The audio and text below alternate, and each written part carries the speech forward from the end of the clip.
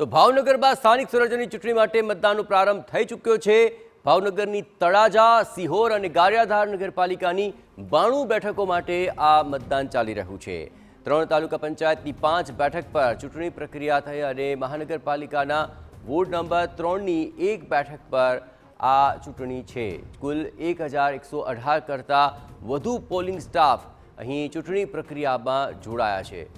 અહીં સવારથી તમામ મતદાન કેન્દ્રો પર ચુસ્ત પોલીસ બંદોબસ્ત વચ્ચે મતદાન ચાલી રહ્યું છે। સ્થાનિક સ્વરાજ્યની ચૂંટણીને લઈને ભાવનગર જિલ્લાના તમામ જે મતદાન મથકો છે ત્યાં મતદાન શરૂ થઈ ચૂક્યું છે। ભાવનગર જિલ્લાની અંદર કુલ 3 નગરપાલિકાઓ જેમાં તળાજા, સિહોર અને ગારિયાધાર ખાતે અત્યારે મતદાન શરૂ થઈ ચૂક્યું છે। આ સિવાય જો વાત કરવામાં આવે તો ભાવનગરની જે વડવા બ વોર્ડ છે તે વોર્ડની અંદર પેટા ચૂંટણીનું પણ મતદાન શરૂ થઈ ચૂક્યું છે અને આ સિવાય તાલુકા પંચાયતની 5 સીટો છે કે જ્યાં પણ મતદાન શરૂ થઈ ચૂક્યું છે। અત્યારે આપ જોઈ શકો છો ભાવનગર જિલ્લાની જે મતદાન મથક છે ત્યાં અમે ઊભા છીએ।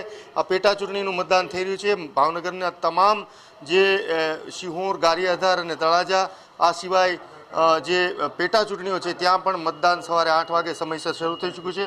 તંત્ર દ્વારા તમામ પ્રકારની તૈયારીઓ કરી દેવામાં આવી છે કે લોકો શાંતિપૂર્ણ મતદાન કરે અને વધારેમાં વધારે મતદાન થાય, નિડર કોઈ પણ પ્રકારની સમસ્યા વગર મતદાન કરે તેના માટેના તમામ પ્રયત્નો હાથ ધરવામાં આવ્યા છે। પોલીસ સુરક્ષાથી લઈને તમામ વ્યવસ્થા કરી દેવામાં આવી છે। સવારથી જ અમુક બૂથ ઉપર આપ જોઈ શકો છો કે ધીરે ધીરે મતદારો સવારમાં મતદાન શરૂ થતાં જોવા મળી રહ્યા છે। ત્યારે આ વખતે ચોક્કસપણે જે રાજકીય પાર્ટીઓ છે તેમાં પ્રચાર પ્રસારમાં સુસ્તતા દેખાઈ રહી હતી, પરંતુ મતદાનની અંદર મતદારો કેવી એગ્રેસિવ રીતે, કેવી રીતે સમયસર અને પૂરું મતદાન કરે તે તો સમય જ બતાવશે, પરંતુ તંત્ર દ્વારા તમામ પ્રયત્ન કરવામાં આવ્યા છે કે વધારેમાં વધારે લોકો મતદાન કરે। કેમેરા પર્સન રાજેશ રાઠોડ સાથે અજીત ગઢવી, TV9 ભાવનગર।